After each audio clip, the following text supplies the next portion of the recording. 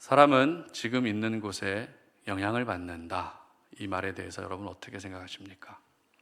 사람은 내가 지금 있는 곳에 영향을 받는다. 틀린 말은 아닌 것 같죠? 이와 관련해서 우리가 잘 알고 있는 이야기가 있죠. 맹모 삼천지교. 맹자의 어머니가 자식 교육을 위해서 이사를 3번 다녔다는 이 맹모 삼천지교는 참 우리가 어디에 살고 있는지, 어디에 머물러 있는지가 중요하다라는 것을 보여주는 대표적인 이야기입니다. 그리고 한때 쌍둥이를 낳고 싶어 하는 여성들이 모여들었던 곳이 있습니다. 어딘지 아세요? 바로 전라남도 여수에 있는 중촌마을이라고 하는 쌍둥이 마을입니다. 세계 기네스북에 등재되어 있을 만큼 이 마을에서는 유난히 쌍둥이들이 많이 태어났습니다. 그러다 보니 쌍둥이를 낳고 싶어하는 여성들이 거기 멀리까지 가서 하룻밤을 자고 태몽을 꾸기 위해서 그렇게 멀리까지 갔던 일도 있습니다. 그리고 아인슈타인의 일반 상대성 이론에 근거해서 중력이 강한 저층보다 중력이 약한 고층에서 더 빨리 늙는다는 생각으로 오래 살기 위해 다 저층으로 막 이사하는 일도 있었습니다. 아무래도 중력이 약하면 시간은 더 빨리 흐르기 때문에 고층에서 살게 되면 더 빨리 늙는다는 굉장히 과학적 접근을 하는 거죠. 그런데 사실일까요? 사실입니다. 중력이 약한 곳에서는 시간이 더 빨리 흐르기 때문에 더 빨리 늙는 거예요. 그런데 그 시간 차이가 우리가 도저히 느낄 수 없을 만큼 세밀한 차이이기 때문에 빨리 늙지는 않아요. 그러나 조금 차이는 분명히 있다는 겁니다. 그러고 보면 내가 지금 어디에 있느냐 하는 것은 참 중요해 보입니다. 가장 쉬운 예로 우리가 은혜의 자리에 머물러 있게 되면 그만큼 은혜를 많이 받게 되죠. 그러나 세상의 자리, 죄 짓는 자리에 계속 머물러 있게 되면 그만큼 더 많은 죄를 짓게 됩니다. 그런데 하나님도 이 장소를 참 중요하게 여기셨던 것 같습니다. 처음 아브라함을 부르실 때 어떻게 부르시죠? 내가 내게 지시할 어디로 가라? 땅으로 가라. 내가 너에게 보여줄 어디로 가라? 땅으로 가라 라고 장소를 분명히 언급하셨습니다. 그리고 아브라함이 이삭을 번제로 바칠 때도 하나님은 그냥 아무데나 가서 이삭을 제물로 바쳐라 이렇게 말씀하시지 않고 내가 일러준 한 산이라고 하는 장소를 또 언급하셨다는 것입니다. 그리고 야곱이 삼촌 라반의 집을 떠날 때만 해도 하나님이 야곱에게 내 조상의 땅으로 돌아가라는 이 장소를 또 언급하셨습니다. 그리고 오늘 본문 1절 말씀 보시기 바랍니다. 함께 읽습니다. 하나님이 야곱에게 이르시되 일어나 베델로 올라가서 거기 거하며 네가 내 형 에서의 낯을 피하여 도망하던 때에 내게 나타났던 하나님께 거기서 단을 쌓으라 하신지라. 아멘. 오늘 본문에서도 베델이라는 장소를 언급하시면서 그곳으로 가라고 하십니다. 그렇다면 오늘 이 말씀을 듣는 저희들은 한 가지 질문을 해봐야 됩니다. 어떤 질문일까요? 바로 왜 하나님은 특정 장소, 특정 지역을 중요하게 여기셨는가 하는 질문입니다. 단순하게 생각해 보면 굳이 베델까지 가서 제단을 쌓을 필요가 있습니까? 그렇지 않겠죠. 지금 정착해 있었던 세겜이라는 지역에서 제단을 쌓아도 하나님은 어디서나 존재하는 분이시기 때문에 굳이 장소는 중요해 보이지 않다는 것입니다. 그러나 장소에 대한 하나님의 생각은 우리의 생각과는 조금 달랐던 것 같습니다. 우리는 장소와 지역을 말 그대로 물리적인 공간으로 이해합니다. 그러나 하나님은 물리적인 공간을 초월해서 그 현장에서 있었던 사건의 의미를 두고 계십니다. 그 중에서 베델은 특별한 의미 없이 야곱이 하룻밤 노숙했던 장소가 아닙니다. 바로 속이는 자 야곱을 하나님의 언약 계승자 야곱으로 확증시켜 주신 중요한 의미가 담겨져 있는 곳이 바로 베델이었다는 것입니다. 따라서 오늘 베델로 올라가라고 하신 이 말씀의 의미는 베델로 이사 가라, 베델에 머물러라, 베델에 정착해라 이런 뜻이 아니라 베델에서 있었던 일을 기억하라는 뜻입니다. 그렇다면 여러분은 어떠십니까? 하나님과 애틋한 추억이 담겨져 있고 하나님이 나를 만나 주셨던 내 인생의 베델은 어디 있습니까? 내가 다시 기억해야 될 베델은 어디이십니까?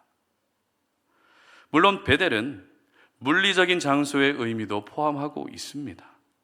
그러나 물리적인 장소라는 그 의미를 초월해서 내가 다시 하나님의 은혜를 기억하고 하나님 앞에서 어린아이처럼 순수했던 시절을 기억할 수 있는 내 인생의 베델을 회복할 수 있어야 되는 것입니다.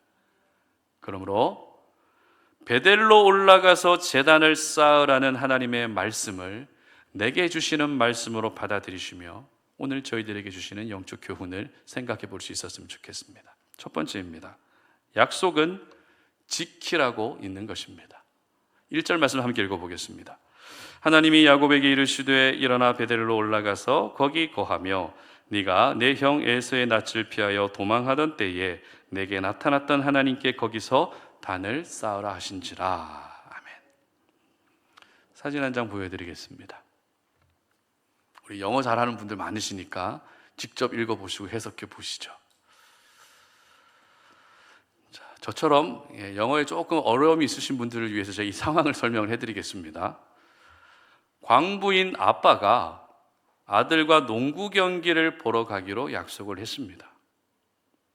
그런데 퇴근은 5시인데 농구 경기 시작 시간이 6시다 보니 너무 시간이 촉박해서 아빠가 옷을 갈아입을 시간조차도 없었던 겁니다. 그래서 이 아빠는 일하던 복장 그대로 입고 농구 경기장에 아들과 함께 온 사진입니다.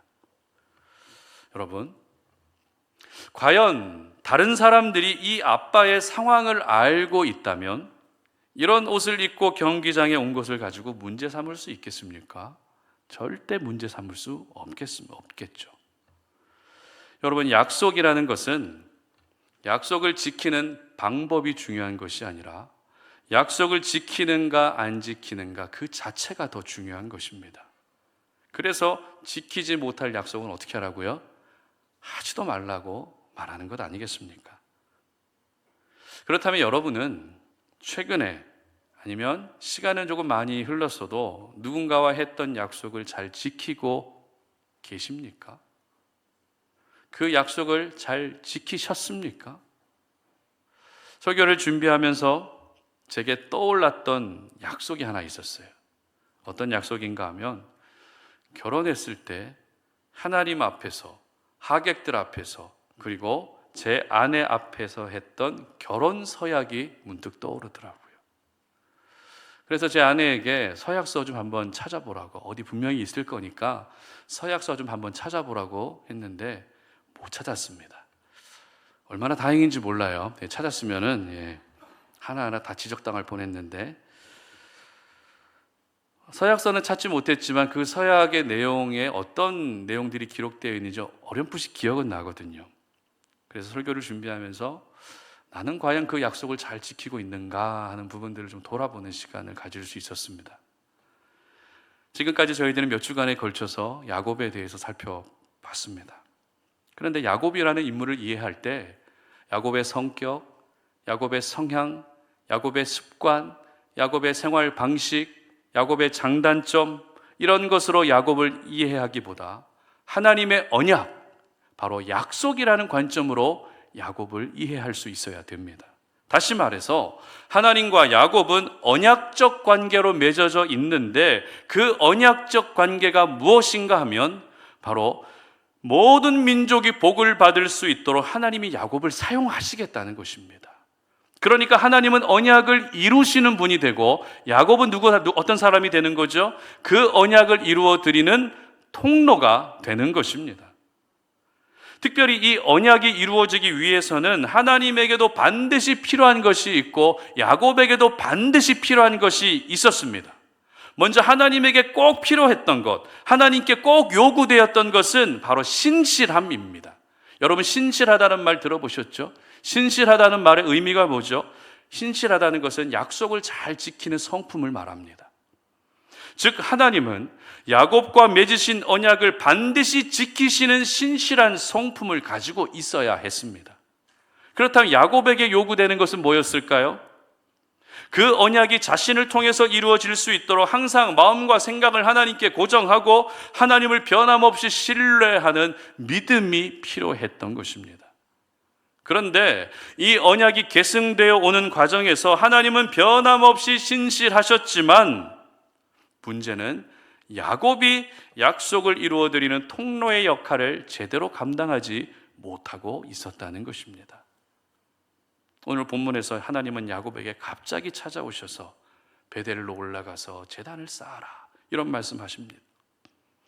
어찌 보면 잘 살고 있던 야곱에게 뜬금없이 나타나셔서 이런 요구를 하신 게 아닌가 이런 생각도 들죠.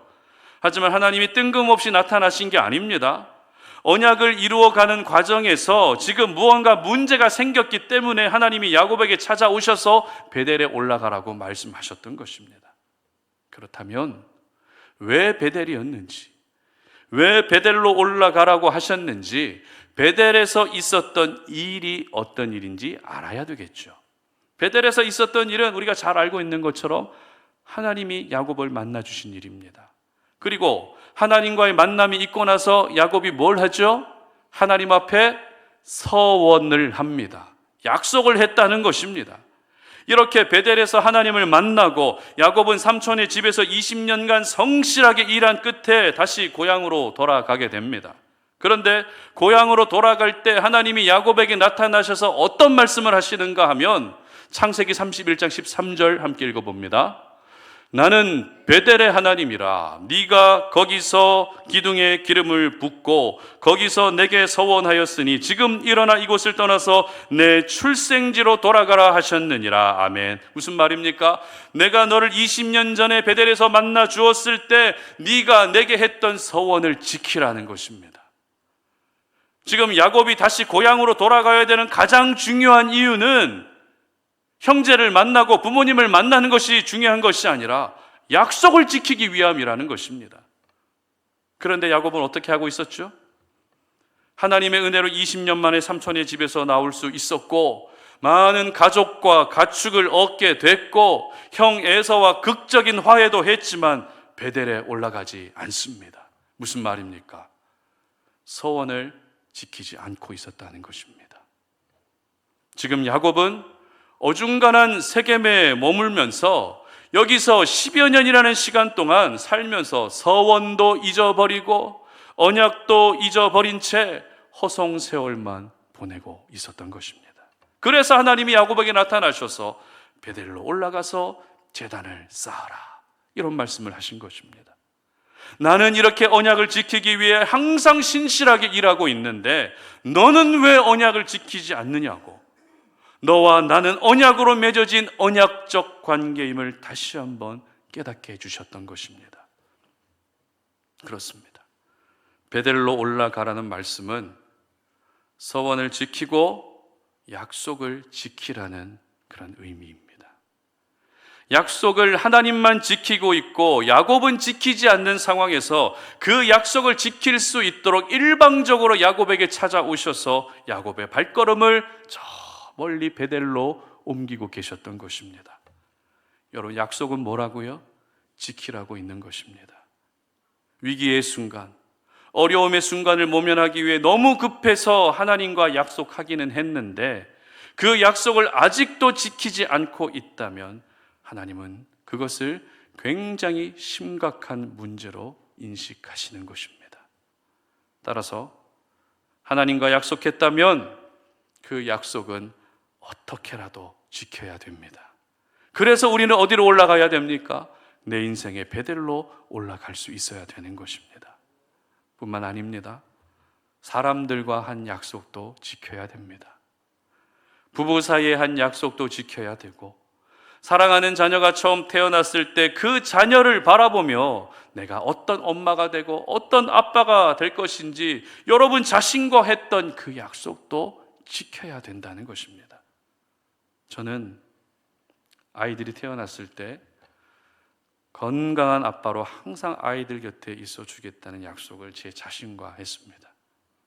제가 8살 때 아버지가 돌아가셨기 때문에 제가 자라오는 과정에서 항상 아버지의 부재를 느끼고 자라왔거든요.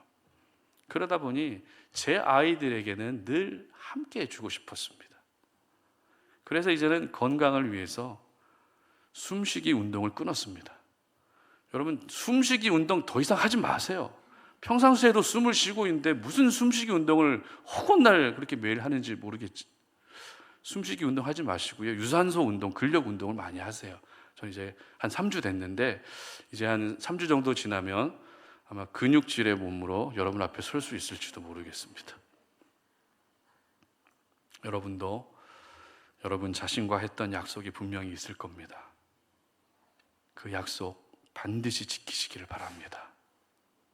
그리고 지금 여러분이 일하고 계신 직장에 들어갈 때 처음 면접관 앞에서 면접 보면서 나는 어떤 자세로 일하겠습니다 라고 약속했던 부분이 있죠. 그 약속도 지키시길 바랍니다.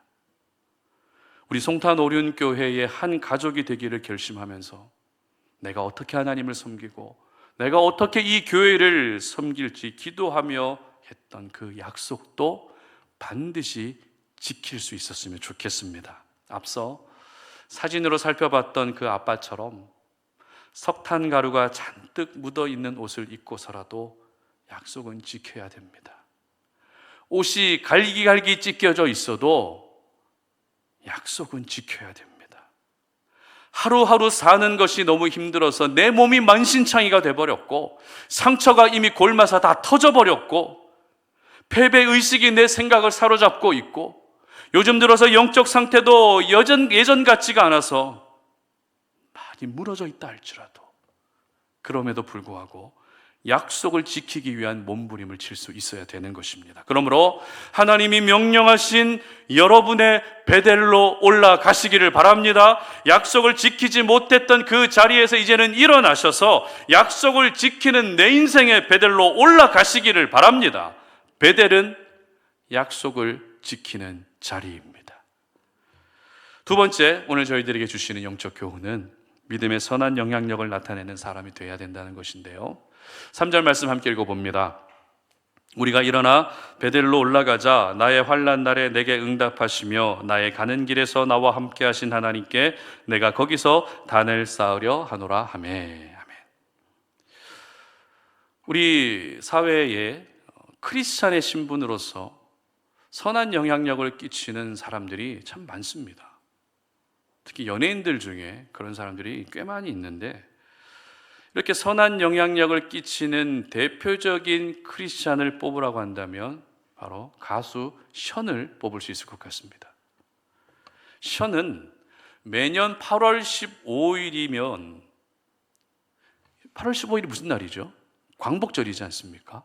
매년 8월 15일 광복절이 되면 81.5km를 달리는 8.15 런 행사를 합니다.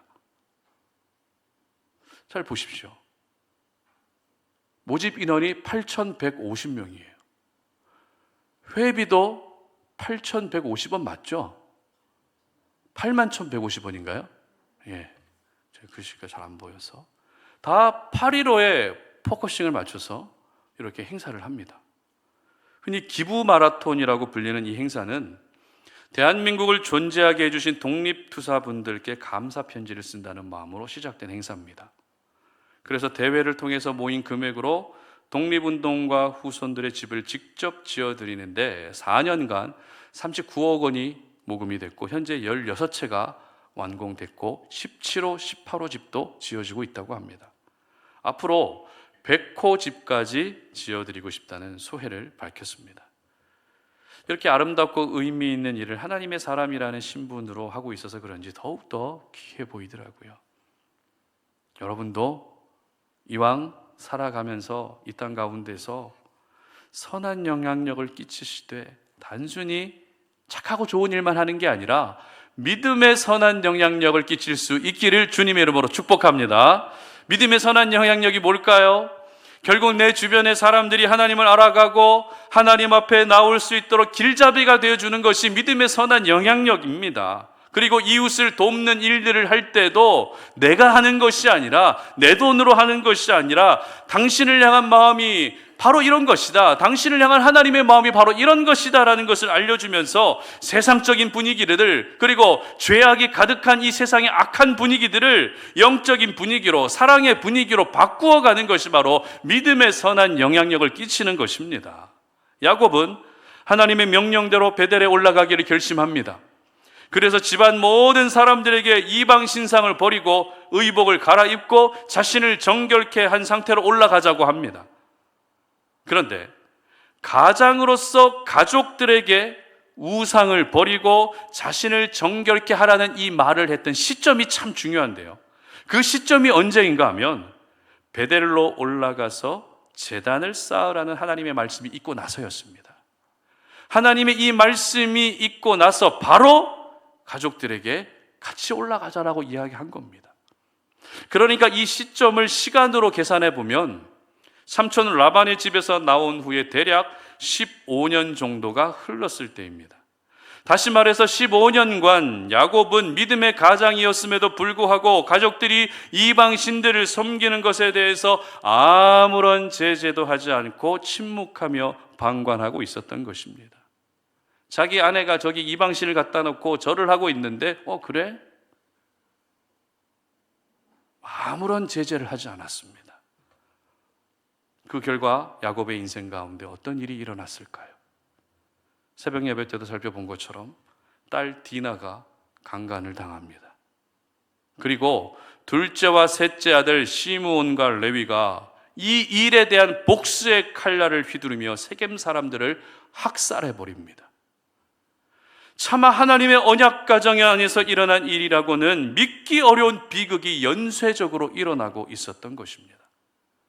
이처럼 야곱은 다시 베델로 올라가라는 하나님의 말씀이 있기 전까지만 해도 믿음의 가장으로서 믿음의 선한 영향력이 아닌 오히려 악한 영향력을 끼치고 있었던 것입니다.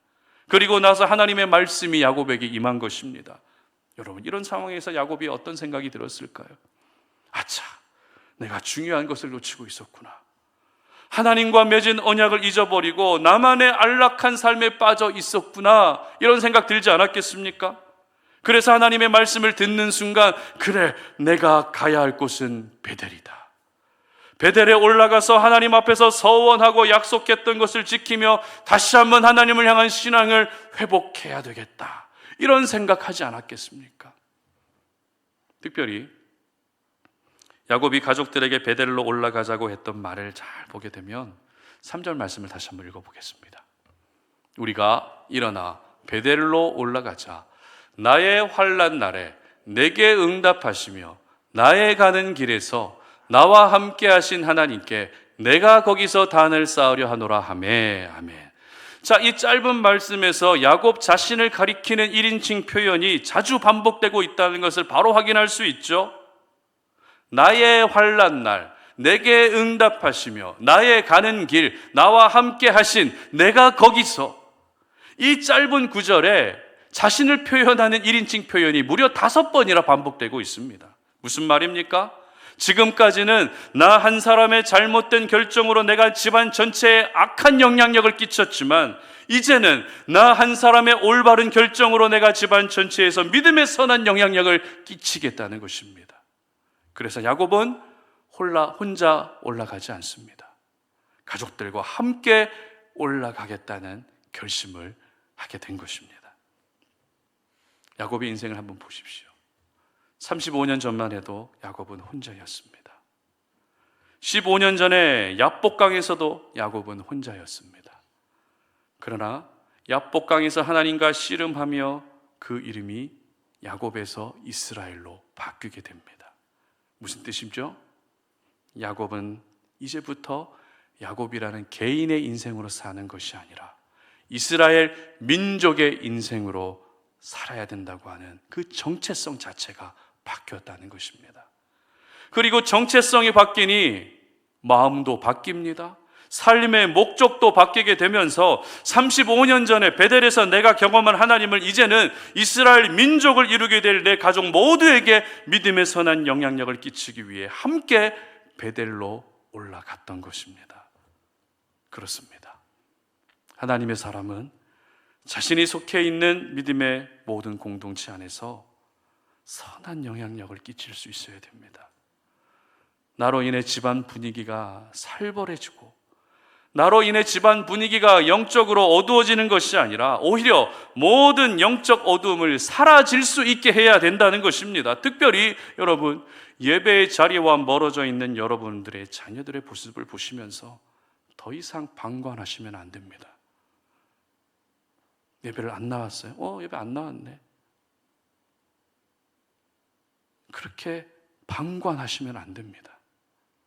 이제는 그 자녀들에게 이방 신상을 버리라고, 이제 너는 의복을 갈아입고 정결케 해서 나와 같이 베델로 올라가자고, 이 이야기를 할 수 있어야 되는 것입니다.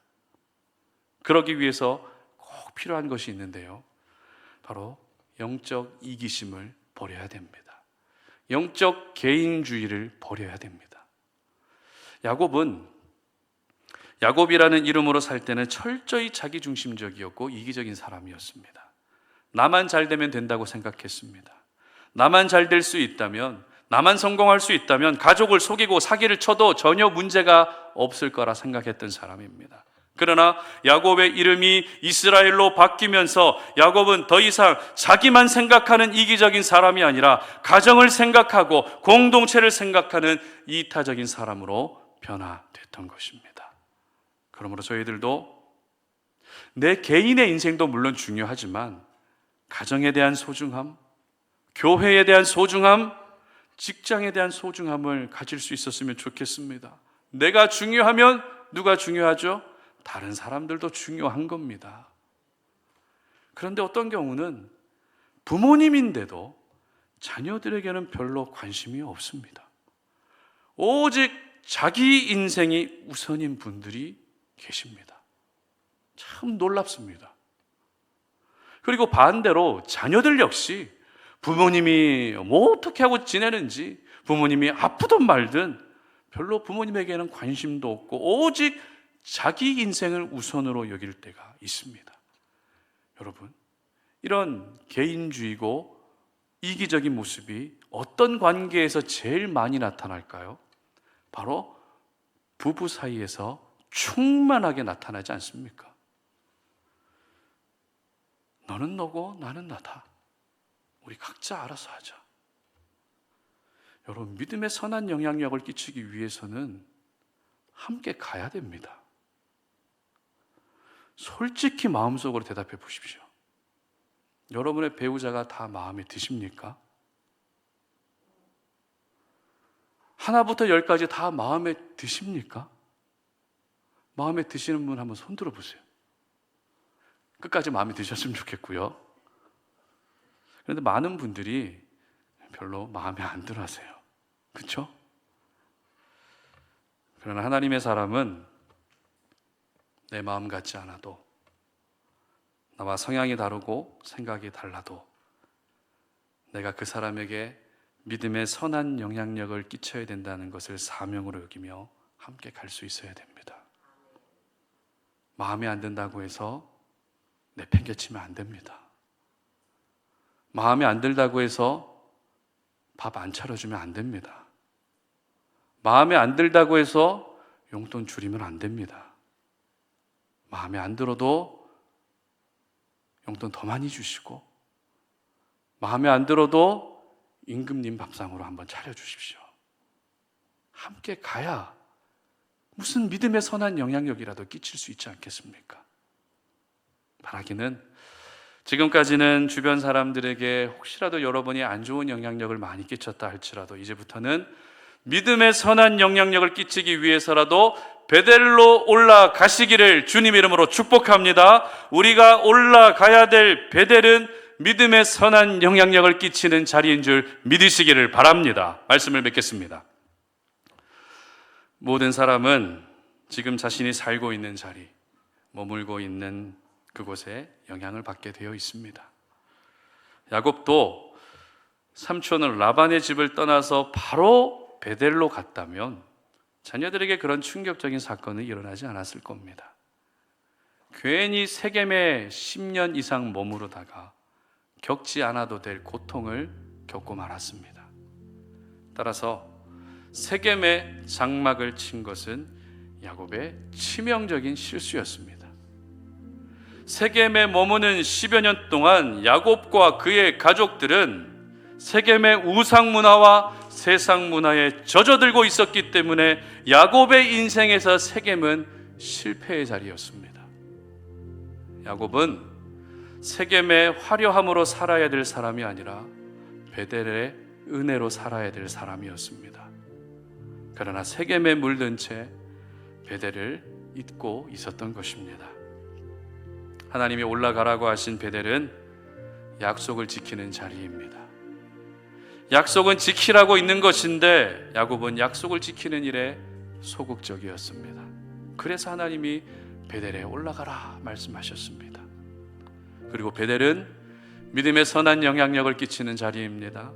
그래서 베델에 올라가서 제단을 쌓으라고 말씀하신 것입니다. 그렇다면 여러분은 세겜의 화려함과 편리함으로 사시겠습니까? 아니면 베델의 은혜로 사시겠습니까? 바라기는 여러분 모두가 내 인생의 베델로 올라가셔서 다시 약속을 지키시고 믿음의 선한 영향력을 끼치는 신실한 하나님의 사람들 되시기를 주님의 이름으로 축복합니다. 우리 시간에 함께 부르신 곳에서 찬양한 후에 기도하는 시간 갖도록 하겠습니다. 함께 찬양합니다.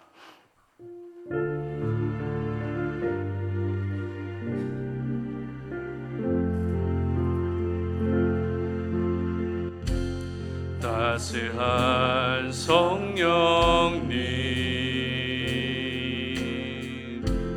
마음으로 보내 내 몸을 감싸며 주어지는 평안함 만족함을 느끼네 사랑과 진리에 사랑과 진리에 한 줄기 빛 보내 내 몸을 감싸며 주어지는 평안함 그 사랑을 느끼네 부르신 곳에서 나는 예배하네 어떤 상황에도 나는 예배하네 부르신 곳에서 나는 예배하네 어떤 상황에도 나는 예배하네 내가 걸어갈 때 길이 되고 살아갈 때 삶이 되는 그곳에서 예배하네 내가 걸어갈 때 길이 되고 살아갈 때 삶이 되는 그곳에서 예배하네 부르신 곳에서 나는 예배하네 어떤 상황에도 나는 예배하네 부르신 곳에서 나는 예배하네 어떤 상황에도 나는 예배하네 아멘. 오늘 들었던 말씀 기억하면서 함께 기도하는 시간 갖도록 하겠습니다. 하나님은 잘 살고 있던 야곱에게 갑자기 나타나셔서 베델로 올라가서 제단을 쌓으라고 말씀하셨습니다. 너무 뜬금없는 말씀 같고 너무 뜬금없는 나타나심 같지만 그러나 뜬금없이 하나님이 나타나셔서 말씀하신 것이 아닙니다. 지금 하나님과 야곱의 그 관계 가운데에 심각한 문제가 발생했기 때문에 하나님이 강권적으로 나타나신 것입니다. 하나님과 야곱은 언약으로 맺어진 관계입니다. 그 언약은 하나님이 반드시 이루시지만 야곱도 역시 믿음 안에서 살아가면서 언약을 이루어드리는 통로가 돼야 함에도 불구하고 지금 야곱은 언약을 이루는 것을 전혀 중요하게 생각하지 않고 있었습니다. 그래서 하나님은 야곱에게 나타나셔서 베델에 올라가라고 하신 것입니다. 왜요? 35년 전에 베델에서 네가 서원했던 것을 이제는 지켜야 되기 때문입니다. 야곱이 고향으로 돌아가는 일은 단순히 가족을 만나기 위함이 아니었습니다. 하나님이 그것을 허락하신 이유는 약속을 지키기 위함이었다는 것입니다. 여러분, 하나님과 하신 약속이 있으십니까? 사람들과 한 약속이 있으십니까? 그렇다면 그 약속을 지금 잘 지키고 계십니까? 오늘 나의 모습을 돌아보며 하나님, 내가 베델로 올라가겠습니다. 약속을 지키는 베델로 올라가겠습니다. 하나님과 했던 약속도 잘 지키고 사람들과 했던 약속도 잘 지키고 나 자신과 했던 약속도 잘 지킬 수 있는 베델에 올라가겠습니다. 이 다짐을 가지고, 이 결심을 가지고 기도할 수 있었으면 좋겠습니다. 그리고 하나님이 베델로 올라가라고 하신 두 번째 이유는 야곱이 믿음의 선한 영향력을 끼쳐야 됐기 때문입니다. 지금까지 야곱은 가족들에게 가장으로서 안 좋은 영향력을 끼쳤습니다. 베델에 가야 함에도 불구하고 세겜에 오랫동안 머무르면서 딸이 강간을 당하고 두 아들이 복수하느라 잔혹한 피해 대학살 사건을 벌린 일이 야곱의 인생 가운데 일어났다는 것입니다. 그래서 야곱은 베델로 올라가라고 하신 하나님의 말씀을 듣고 이제는 내가 더 이상 악한 영향력을 끼치는 것이 아니라 믿음의 선한 영향력을 끼치기 위해서 나 혼자 올라가지 않고 자녀들에게 이방 신상을 버리고 의복을 갈아입고 정결케 한 후에 나와 함께 베델로 올라가자고 이렇게 이야기했던 것입니다. 여러분, 우리는 믿음의 선한 영향력을 끼쳐야 됩니다. 여러분의 가족들에게, 여러분들의 친구들에게, 여러분의 동역자들에게 믿음의 선한 영향력을 끼치기 위해 존재하는 사람입니다. 그러기 위해서는 내 생각과 달라도 함께 가야 됩니다. 내 생각과 너무 달라도 그들을 품어야 되는 것입니다. 그래야 그들에게 선한 영향력을 끼칠 수 있는 것입니다. 오늘 주신 생명의 말씀 붙들고 하나님께서 야곱에게 말씀하신 베델로 올라가라고 하신 그 명령을 내가 받아들이겠습니다. 나에게 하신 말씀으로 받아들이며 나도 역시 내 인생의 베델로 올라가겠습니다. 이 기도로 나아갈 수 있었으면 좋겠습니다. 주여 한번 외치고 기도하며 나아갑니다. 주여, 살아계신 아버지 하나님 감사합니다. 하나님, 오늘 이 시간에 우리에게 주신 말씀을 기억합니다. 베델로 올라가서 제단을 쌓으라고 하신 말씀은 수천 년 전에 야곱에게 하신 말씀이지만 오늘을 살아가는 우리에게 또 하고 계시는 말씀인 줄로 믿습니다. 우리가 왜 베델로 올라가야 됩니까? 내 인생의 베델은 어디에 있습니까? 하나님과의 약속을 지키기 위해, 사람들과의 약속을 지키기 위해 우리는 베델로 올라가야 됩니다. 우리가 베델로 올라가야 되는 또 하나의 이유는 내가 더 이상 악한 영향력을 끼치는 사람이 아니라 선한 영향력을 끼쳐야 되는 사람이기 때문에 하나님, 내가 베델로 올라가야 되는 줄로 믿사오니 아버지 하나님이여, 잃어버렸던 베델, 내 기억에서 잠시 지워졌던 베델을 다시 기억할 수 있게 하여 주시고 어떤 물리적인 공간으로만 생각할 것이 아니라 하나님과의 애틋한 추억이 남아져 있고 그리고 내가 순수하게 하나님을 섬겼던 그 신앙의 자리로 돌아갈 수 있는 저희들 되기를 원합니다. 그러기 위해서 약속을 지키는 믿음의 사람들 되게 하여 주시고 믿음의 선한 영향력을 끼치는 사람이 되게 하여 주시어서 나로 인해 하나님께서 기뻐하시고 나로 인해 내 가정이, 내 공동체가 더욱더 아름다운 모습으로 바뀌어질 수 있는 귀한 은혜를 허락하여 주시옵소서. 나도 중요하지만 내 가족도 중요합니다. 나도 중요하지만 내 교회도 중요합니다. 하나님 아버지, 정말 우리가 내가 중요한 만큼 다른 사람들도 중요하게 여길 수 있는 넓은 시야와 넉넉한 마음을 가지고 섬길 수 있는 주님의 백성 되게 하여 주시옵소서. 살아계신 하나님, 오늘도 우리에게 주신 그 말씀 붙들고 이번 한 주를 살아가기 위해서 결단하며 나아갑니다. 하나님은 오늘 우리에게 베델로 올라가라고 말씀하여 주셨는데 지금 내가 있는 자리가 어떤 자리인지를 먼저 돌아보게 하시고 내가 다시 돌아가야 될 베델의 자리가 또 어디인지도 한번 깊이 있게 고민하고 생각해 볼 수 있는 저희들 되게 하여 주시옵소서. 물리적인 공간뿐만이 아니라 하나님과의 아름다운 추억이 남아있는 그 베델로 우리가 다시 돌아가기를 원합니다. 거기 돌아가야만 우리가 약속을 지키는 사람이 될 수 있고, 거기 돌아가야만 믿음의 선한 영향력을 끼치는 사람이 될 수 있습니다. 아버지 하나님, 우리 모든 송탄 오리리 지체들, 우리 각자 한 사람 한 사람에게 우리에게 있는 그 내 인생의 베델로 반드시 올라가게 하여 주시어서 그곳에서 잃어버린 믿음을 회복하게 하시고, 그곳에서 하나님을 향한 충성을 다시 회복할 수 있게 하시고, 그곳에서 사명감을 회복할 수 있게 하시고, 그곳에서 하나님의 능력을 경험할 수 있는 저희들 될 수 있도록 도와주시옵소서. 이 시간에 주님 앞에 나와 예배하는 주의 백성들을 주께서 기억해 주시기를 원합니다.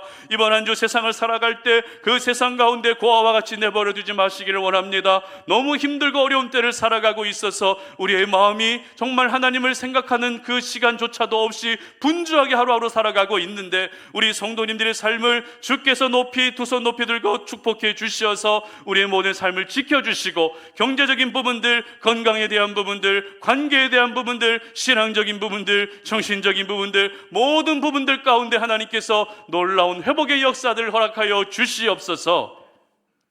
이제는 우리 주 예수 그리스도의 은혜와 하나님 아버지의 끝없는 사랑과 성령의 교통하심이 오늘 이 시간 주님 앞에 나와 예배하며 우리에게 주신 생명의 말씀을 붙들고 내가 올라가야 될 그 베델에 올라가서 약속을 지키는 사람으로, 믿음의 선한 영향력을 끼치는 사람으로 살기를 다짐하는 우리 모든 송탄 올인의 지체들 머리 위에 이제로부터 영원토록 함께 하시기를 간절히 축원하옵나이다. 아멘.